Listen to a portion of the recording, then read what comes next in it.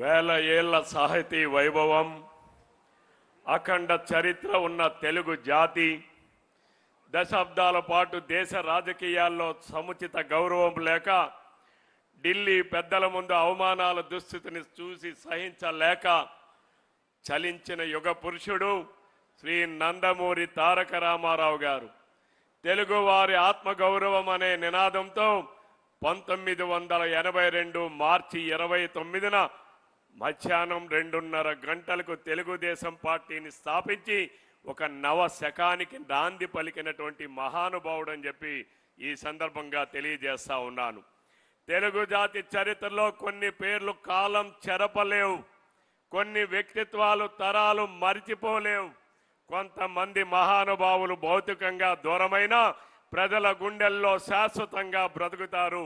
అలాంటి మహానేత, తెలుగు జాతి ఆత్మగౌరవానికి ప్రతీక, పేద ప్రజల ఆశా కిరణం, తెలుగువారి గుండెల్లో స్థిరస్థాయిగా నిలిచిపోయిన మహా మనిషి స్వర్గీయ నందమూరి తారక రామారావు గారు అని చెప్పి తెలియజేస్తా ఉన్నాను.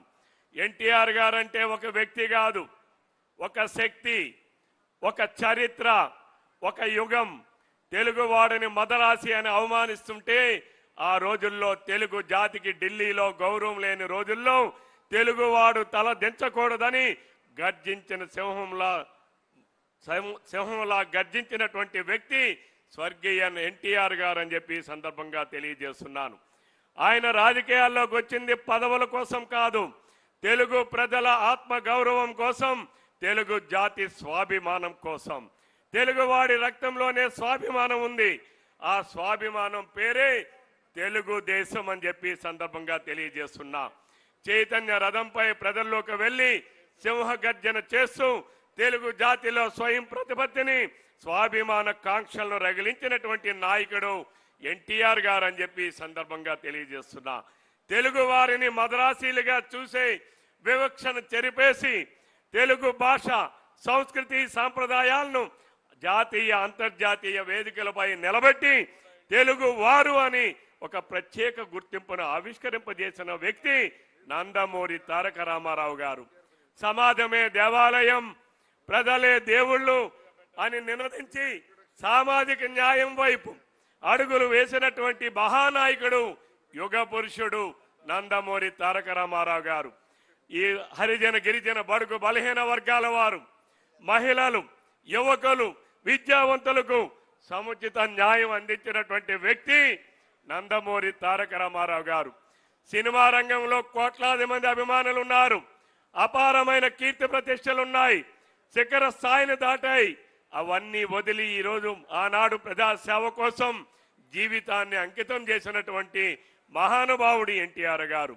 ఎన్టీఆర్ గారు అంటే కేవలం ఒక రాజకీయ నాయకుడు కాదు, దేశ రాజకీయాలనే ప్రభావితం చేసినటువంటి ఒక మహాశక్తి.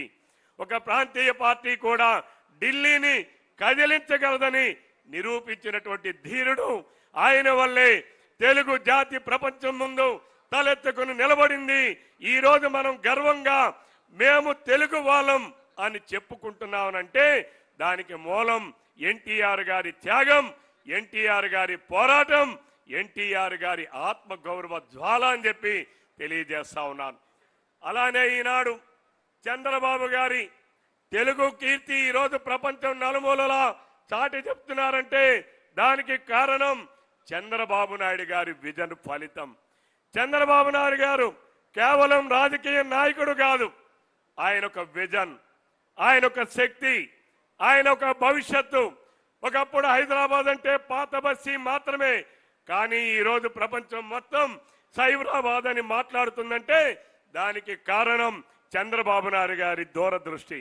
ఒకప్పుడు తెలుగువాడంటే కేవలం ఒక ప్రాంతానికి, ఒక భాషకి పరిమితమైనటువంటి వారనే భావన ఉండేది.